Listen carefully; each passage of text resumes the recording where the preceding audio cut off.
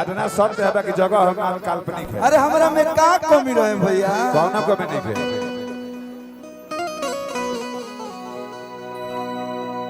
देखो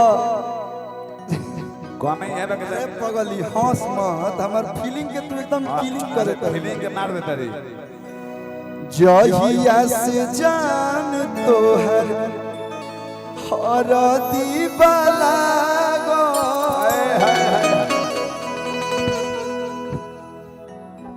अब इन हरदी छूटल नहीं है भाई।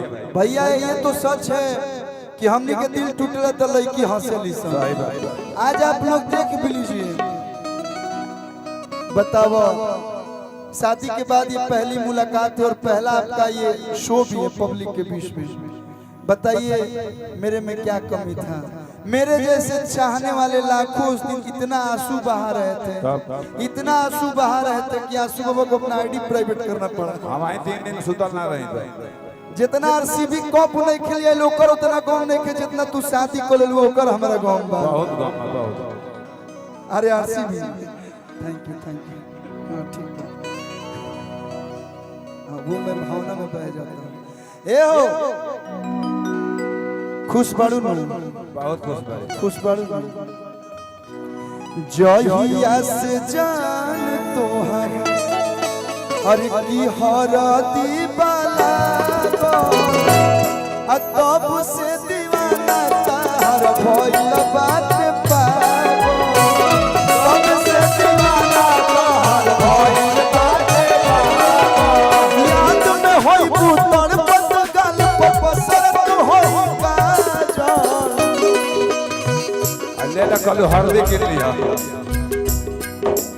याद में होई पुतर पत गाल पसरत होई हंसब हम रोवत तरी तू हंसत रहो। ए कलू मुखियो जी सीट पे चढ़ावत है। जहिया से बरसे बादल जैसे बरसे काजल। कब से है कलुआ तार भइल बात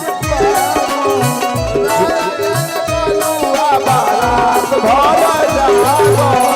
कब से दीवाना तोहर भइल बात पागो।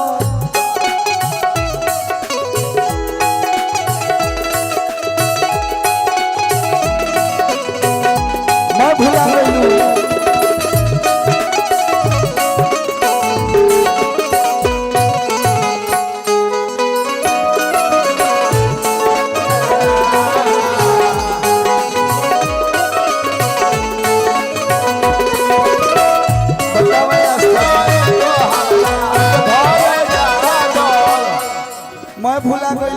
सब भुला गए। जब सुते नहीं बोलाऊ संगे खटिया लगाए तो मारे ला झुलपिया हवा से वही से कोन कोले रहलू।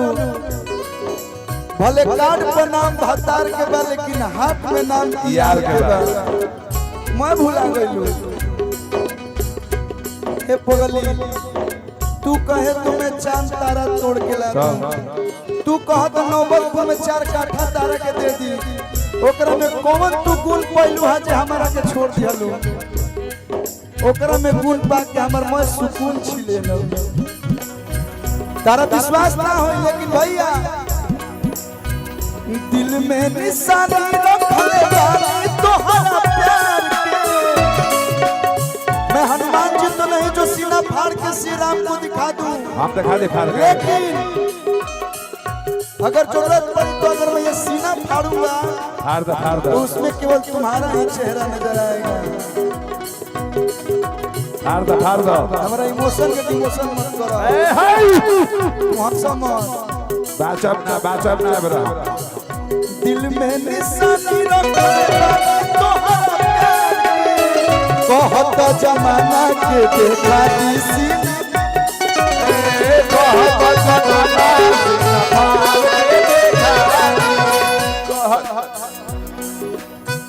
बरसले अखिया जैसे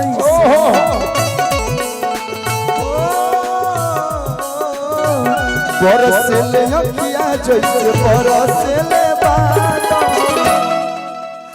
कलुआ के छोड़ के शुभम में संगे भाग क्या करना चाहे तो तारा नसीब मना रहे तब से दीवाना तार भइल बात पार तब से दीवाना तोहर भइल बाटे पार ओ साथी रे तेरे बिना भी क्या जीना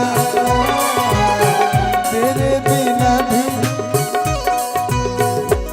अखियां तो होते नहीं आता के कोइलू कोई सान रोग धरा के ई मिलन वाला तड़पे छन छन दिल हमार लागे कहीं ना ओ साथी रे तेरे बिना भी क्या जीना तेरे बिना भी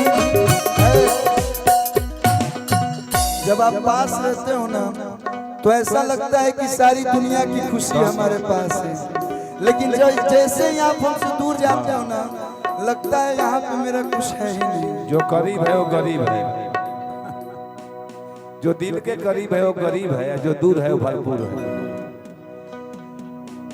जिनकी लागे जन्नत जैसन रहेलू जब पास हो बत्ती से जुड़ला जियरा भरल बा इतना मिठास हो गइल का कसूर काहे इतना गुरु आई हो बस इतने बता दो हसीना ओ साथी रे तेरे बिना भी क्या जीना ए भाई और भाई बर्दाश्त नहीं होता हमारे वो गाना देखिए यूट्यूबर लोग के लोग कहेला लेकिन कुछ कुछ ऐसा गीत बा जौन एल्बम से ज्यादा स्टेज पे लोग पसंद के लिए हमनी के तो एल्बम वाला कलाकार है जा लेकिन कुछ कुछ गाना बा जौन माइनर में ना ना ना ना ना ना ना एगो हम बलिया में गीत गौले रहने ओ जई वायरल भेल रहे आप लोग सुन ले हो कर लो हर आदत लगा के अपन चली जईबू